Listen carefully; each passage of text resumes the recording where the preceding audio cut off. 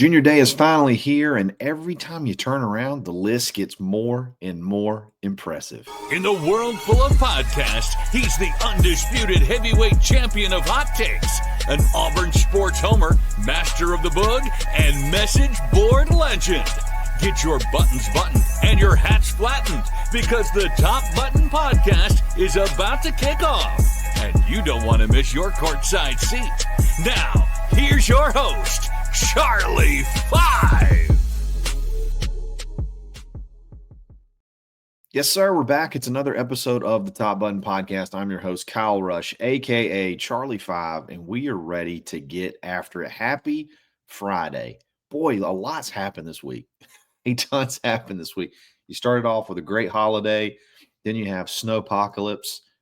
Your roads are frozen over in a lot of places. You get past that, and now you're here to the weekend. You had a week off of basketball, and all we've had to think about is basketball a week away, and then you're building a crescendo towards this junior day that literally every time you pop open Twitter, a new top prospect is being added to the list. So that kicks off tomorrow. You got some guys coming in tonight. We're going to preview the massive weekend, talk about, and then obviously we're going to switch to basketball at the end and talk about Johni Broome, who actually got a little bit of practice time in today. But before we do that, guys, you need to sign up for thebarnauburn.com. You get to take $25 off of your annual membership for 2025. Jump in the conversation. You get great information, great relationships. It's an awesome community, and then you'll have a lot of fun. You can take place in the barn takeovers on Thursday. Submit your questions. We'll feature you on the show.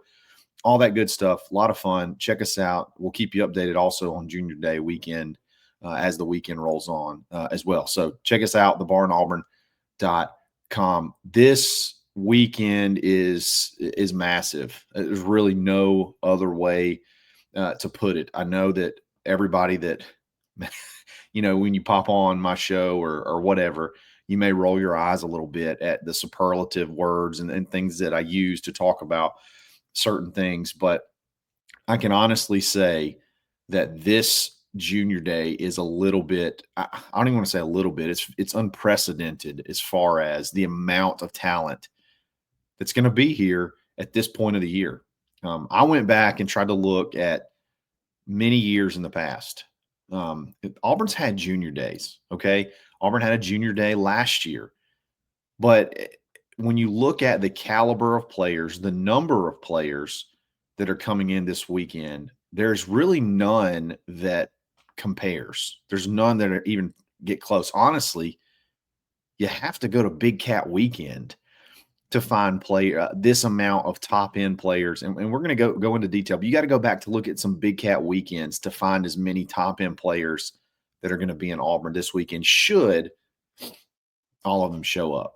Okay, so let's just looking at last year, I don't know that Auburn really had a big-time publicized junior day event last year. I'm sure they had a weekend they called Junior Day, but just to have an actual event that was like built up, you built a crescendo of momentum, you advertised it, all that kind of stuff. Don't really remember that last year. I think they had a good weekend, sort of the middle towards the end of January, similar to this weekend time frame.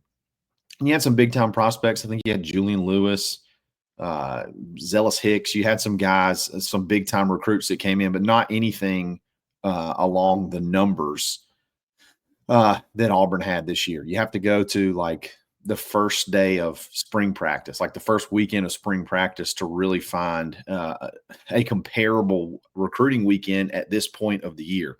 And at that point in time, Auburn, I think on March 13th of last year, they had 22 total visitors that came in. I assume that was for like the first weekend or so of spring practice.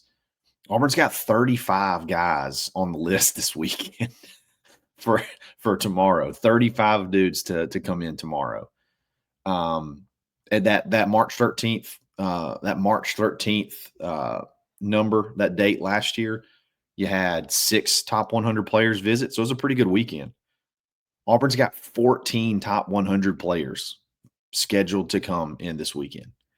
That's including the number 2, the number 3, and the number 7 player in the entire country. Think about that. Okay, we're talking. This is January 25th. Like, you got a lot of the year left before these guys sign, and you're bringing in 35 guys this weekend.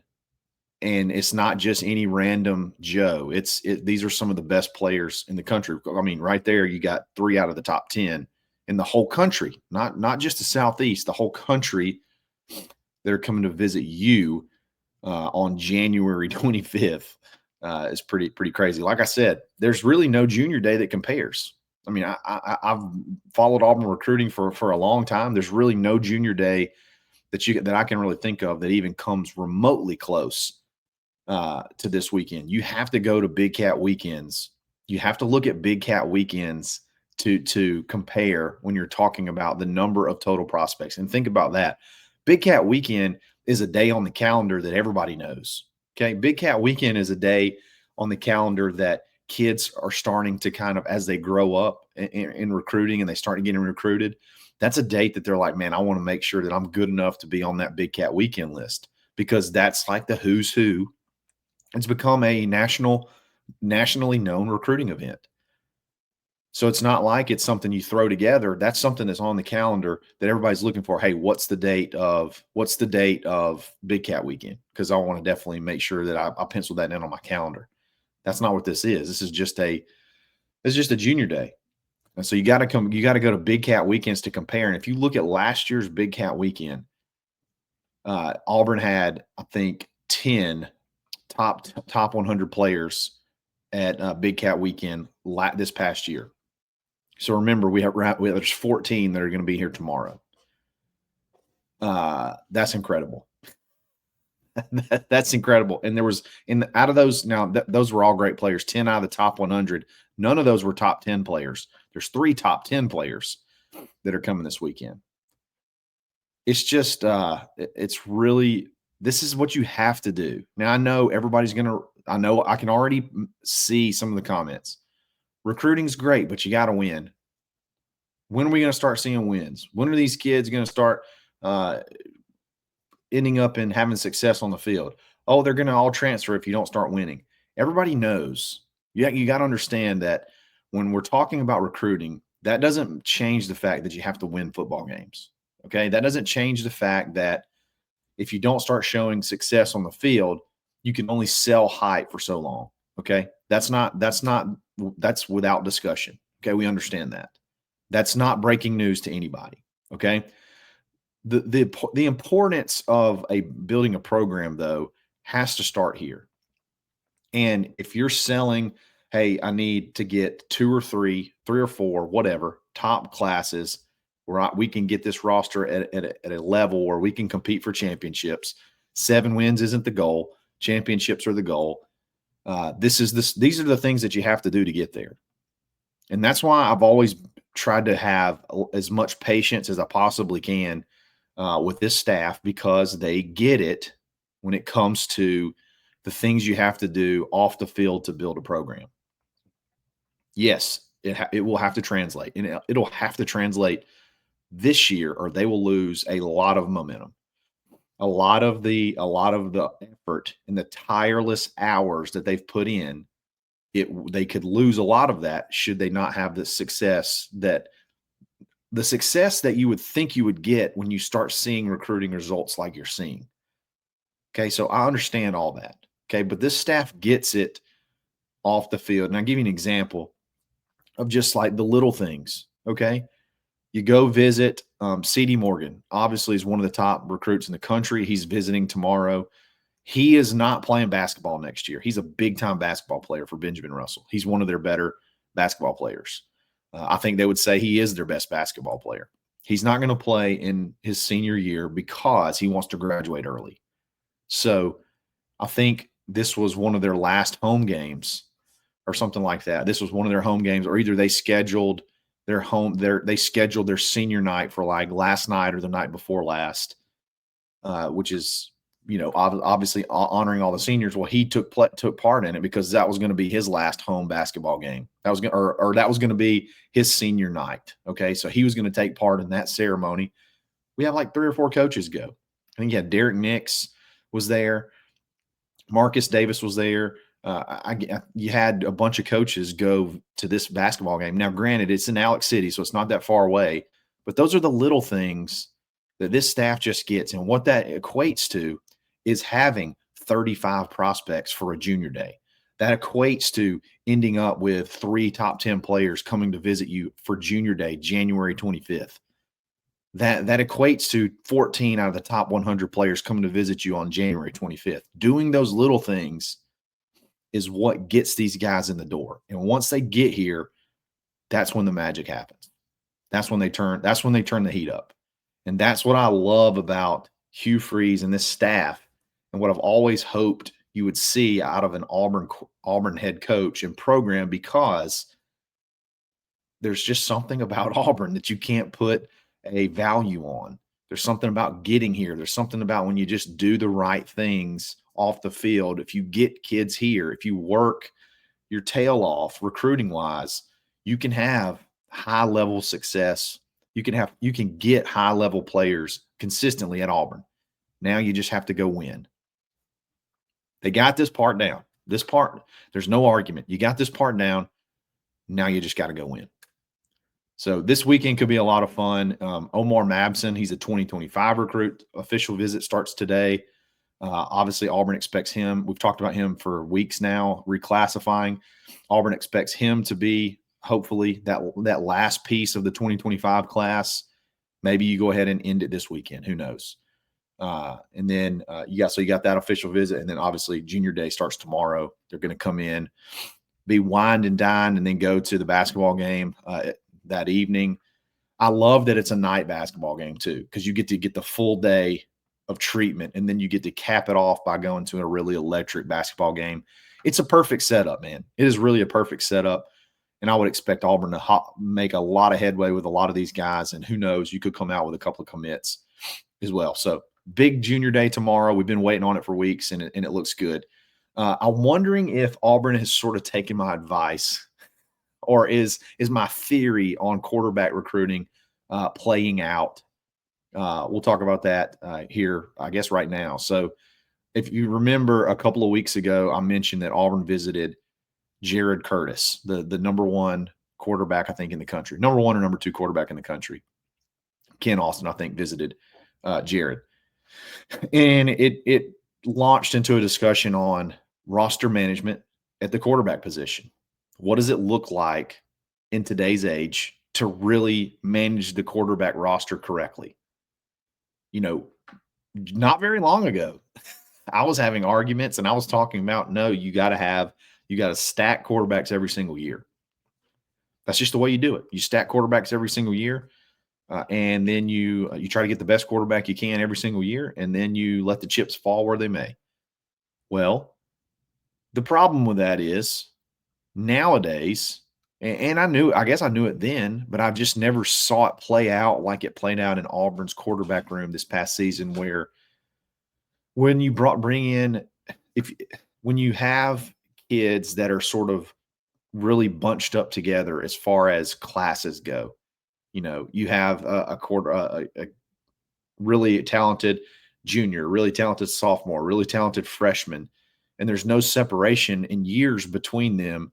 It's very hard for a guy that's the class right behind the starter to sit there and wait for that maybe 1 year that you get to play. It's really, really tough now because there's so many opportunities for these kids to go elsewhere. There's so many opportunities for these kids to go find playing time elsewhere. And you saw that. You saw Hank go to Iowa. And, I know Iowa just brought in a Division II guy that threw for 1 million yards that's going to come in that he's going to have to compete with. But still, maybe that guy's only a 1-year guy. So then Hank could jump in the following year versus having to be behind Jackson for maybe 2 years if you can't beat him out. Same thing with Walker. Walker maybe thought, hey, I'll come here. I'll be here for 2 years, and then I'll get a chance to start.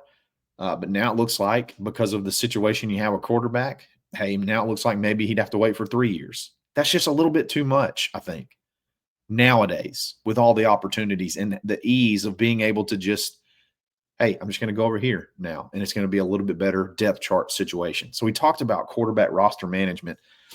What do you do? Do you try to go get the best quarterback you can get every single year? Do you spend those resources? They're expensive. Do you spend those resources for guys sitting on the bench that may in turn not play? Do you decide that, hey, it's worth it just from a marketing standpoint? In other words, I'm just going to go get the best quarterback I can get. Who knows if he'll ever play at Auburn, but it'll help other players see that and want to be a part of it. There's so many different theories to go. And then kind of where I led myself was, maybe you start looking at going every other year to get that blockbuster guy. Maybe you don't try to go and get the best singular guy you can get every single year. Maybe you go get, so you got a Deuce Knight, who's, 5-star quarterback, almost a consensus 5-star. Very, very talented, all the gifts that you could ever ask for in a quarterback for Hugh Freeze's system. You got him. Maybe in 2026, you don't try to go do all you can to get a Jared Curtis. Maybe you don't do all you can to go get another Deuce Knight. Maybe you take a guy that has, good high school relationships. He's a part of a good team that's maybe got some other good players on it who could maybe be a good quarterback, has the good tools, but somebody that you can get in the boat early,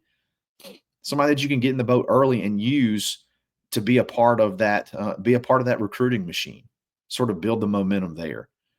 And then, in 2027, maybe you go, and then you're trying to go get your blockbuster guy for 2027. That leaves, you got you're hopefully your 2027 bona fide starter in Deuce Knight.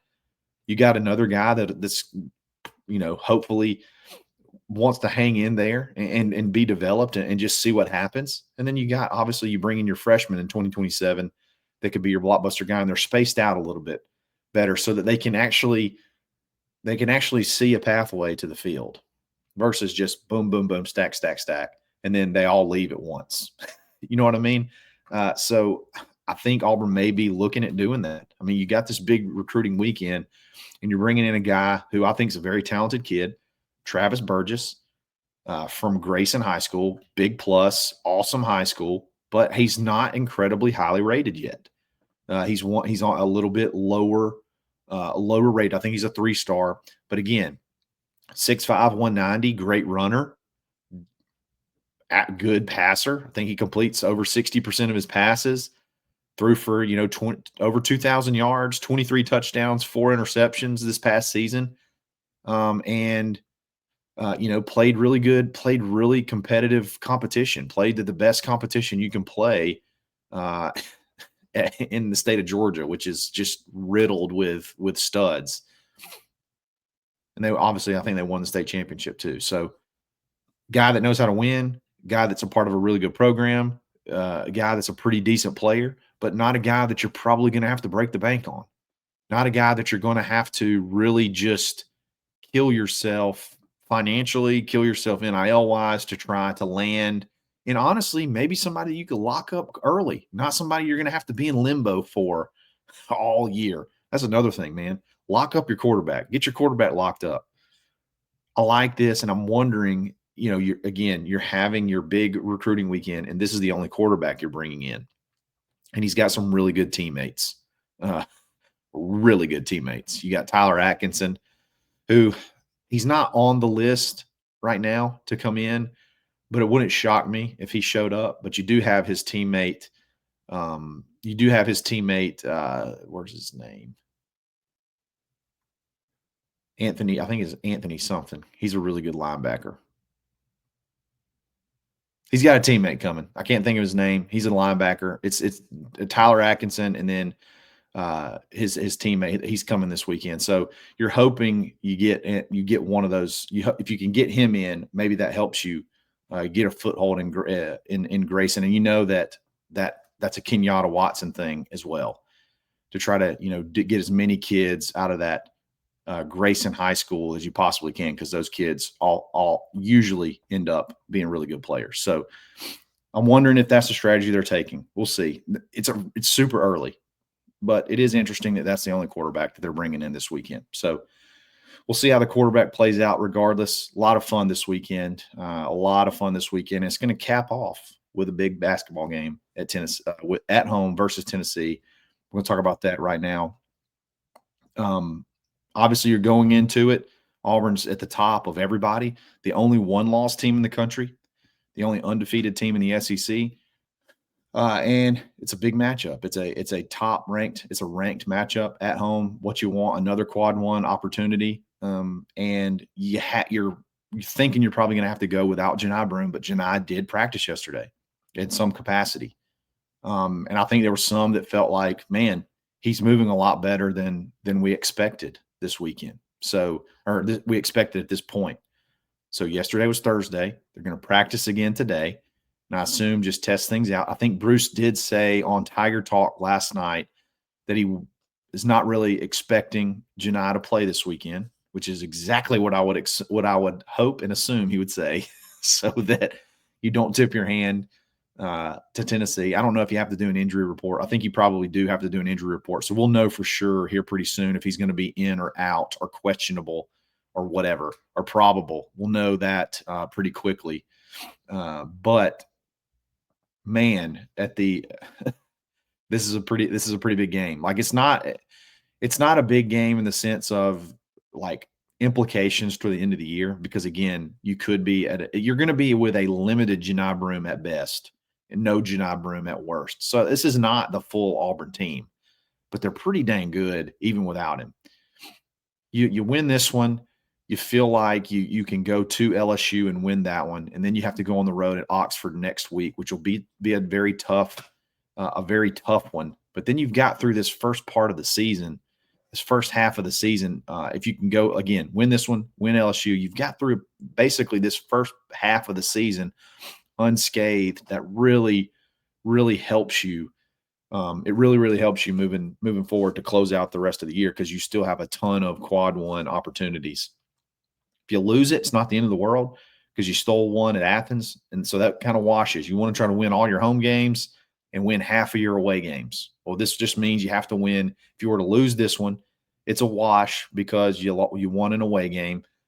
So then you just have to go win an extra away game and then don't lose any more home games. So it's not the end of the world should Auburn lose this game, but I think Auburn's going to be hyped. There are going to be people probably camping out to get in there, and you're going to have that crowd packed. I'm almost a little bit I'm fired up that the recruits get to come, but daggum, that's 35, and then probably their family and stuff. I mean, that could be 100 folks right there that maybe don't have as huge of a stake in the Auburn basketball game as fans would, but nonetheless, you want them there. You want them having fun. So big weekend, man, just all around. And you get to cap it off with a huge basketball game. And then you had Johni practicing yesterday. If he can come back, the roof will explode and everybody will have a great time. So it's going to be a big weekend. We'll keep you posted. Definitely sign up for thebarnauburn.com and you can stay in the loop. And then we'll recap it Sunday night live.